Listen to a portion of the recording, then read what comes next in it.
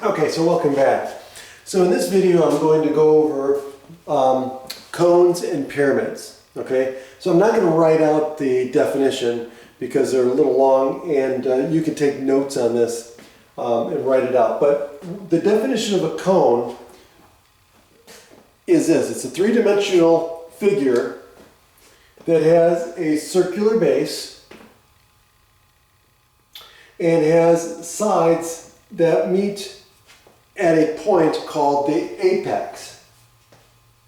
Okay, so a three-dimensional figure or shape or solid, a three-dimensional figure whose base is a circle and whose sides surfaces taper to a point called the apex, and whose height is the perpendicular line segment between the base and the apex. So this here is the apex of a cone, okay? And so the perpendicular line segment that goes from the apex to the center of the circle here is the height of the cone, okay? So this is the height of the cone, okay? So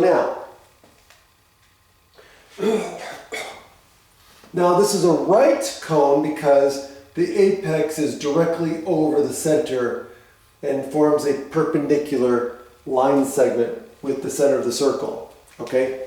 Now, a pyramid. So a pyramid is a three-dimensional geometric shape that has a polygon as a base and has lateral faces that form triangles that have a common vertex.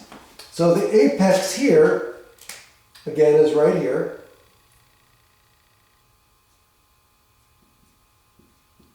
Okay, so that's the apex. And so this is a pyramid. See how it has a polygonal base, right? So in this case, it could be a rectangle or a square. And so it is a pyramid. Look at the faces. The faces of the pyramid form triangles, and they all have a common vertex at the apex. Okay.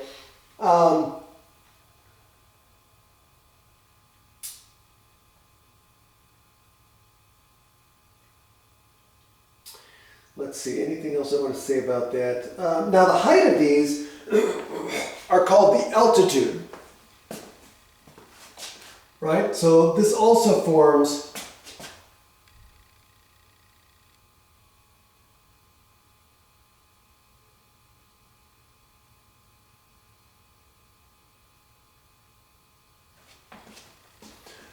a perpendicular line segment, okay, called the altitude. Remember, just like the altitude of a triangle is the height. So the height of this is the altitude of the cone or pyramid. Okay, now the formula for the volume of a cone or pyramid has the general form of 1/3 of the times the base of the cone or pyramid times its height. Okay? So again, whether it's a cone or a pyramid, the actual formula will change a little bit, but the general formula is this. Okay? So now, from there, what we're going to do is do some examples of how we apply this formula to solve for different types of problems involving cones and pyramids. Oh, by the way, it doesn't have to be a square, right? This could be the base could be a triangle, right? It could be a rectangle. It could be a square. Now, if it is a square base, right? So if the polygon is a square or some other polygon that has equal sides, then we call that a regular pyramid. Okay, so this is a right pyramid, or a regular pyramid. Okay, wanted to make sure that I say that. Yep. So other than that, that's it. So now we'll do some examples.